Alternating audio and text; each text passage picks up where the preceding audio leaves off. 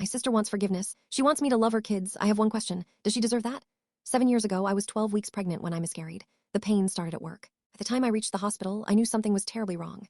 That night, the doctor confirmed it. My baby was gone. My husband didn't come to the hospital. He sent a text saying he had a work emergency and would see me at home. I got home around 2 in the morning, exhausted, numb. I walked into our bedroom. He was in our bed with my sister. They were both awake. Neither of them rushed to explain. My sister pulled the sheet around herself like that would fix anything.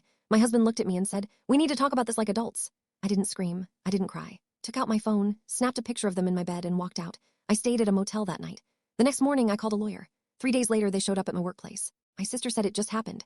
She said she never meant to hurt me. My husband said we could fix things with counseling. I told them I wanted a divorce and nothing else. Not the house, not the car, not a single item. Just wanted out. 2 weeks later, my mom called. She told me my sister was pregnant. I hung up.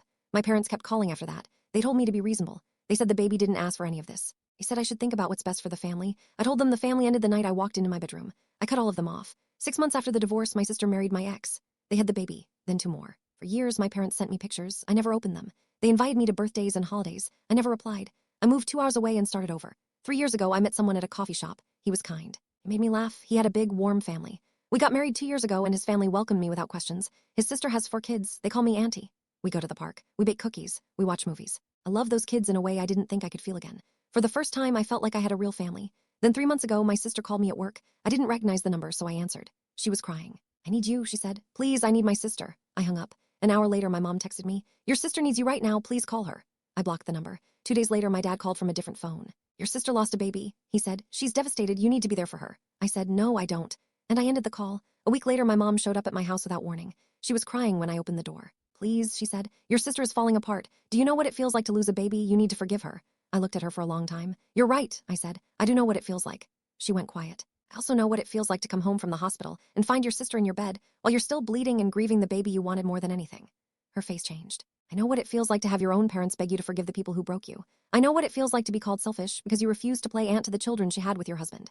She tried to speak, but I didn't let her. "I was the bigger person 7 years ago," I said.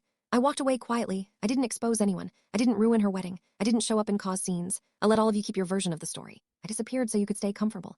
My mom was shaking. "She's your sister," she said. "She stopped being my sister the night she slept with my husband while I was losing my baby. And you stopped being my mother the day you asked me to forgive her."